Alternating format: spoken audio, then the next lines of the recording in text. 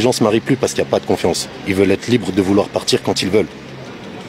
Union libre, toutes ces bêtises. C'est de la polygamie, c'est de la mondiogamie. Plus personne s'attache à personne. Tu vois ce que je veux dire?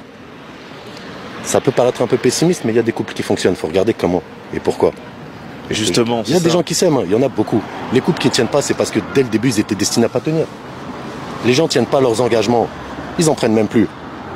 Ils veulent juste le positif, ils veulent juste le plus. Ils veulent la fête, ils veulent une vie de télé-réalité. Des gens qui se marient pour eux. Ils veulent, eux, être soutenus, mais est-ce qu'ils sont prêts à faire un effort? Tu vois, c'est ça le problème aujourd'hui. On est élevé comme ça.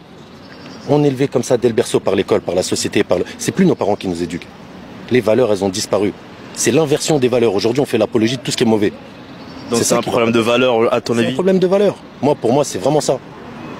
Les gens n'en ont plus. Ils veulent uniquement profiter. Dès l'instant où tu vas avoir un problème, tu perds ta beauté, on va dire. T'es plus intéressant. Tu vois ce que je veux dire?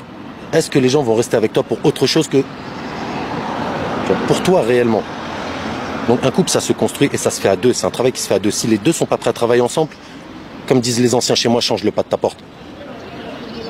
C'est inutile de perdre son temps. Et passer de l'un à l'autre, j'ai papillonné comme tout le monde, hein. Ça m'a rien apporté. J'ai juste esquivé des MST, voire pire. Quand vous pensez par exemple là où on se situe en Europe, c'est surtout pour une raison religieuse. Les gens ne divorçaient pas parce que c'était interdit par le Vatican, par l'Église, en grande partie. Et parce que c'était mal vu par la société. Et automatiquement, ça se retournait contre la femme en plus. Donc elle osait encore moins se rebeller. Parce que forcément, si son mari la quitte, il s'est passé quelque chose. S'il va voir une autre femme, c'est elle la fautive. Elle s'est pas assez bien occupée de lui, etc. C'est ça qu'il faut revoir dès le début. Tu vois, j'ai une maman, moi. C'est une femme bien.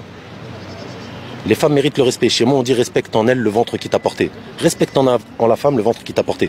C'est facile à dire, c'est pas facile à faire. Hein. Même pour moi. Là, je parle. Mais au quotidien, c'est pas forcément évident. On est programmé.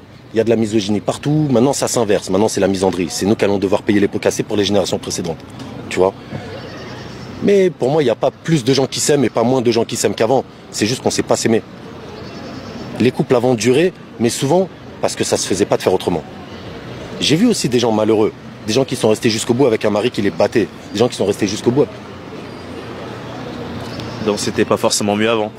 Pour moi, c'était pas mieux avant. Chaque époque, pour le travail, pour la vie, pour les loisirs, c'était pas mieux, c'était pas pire.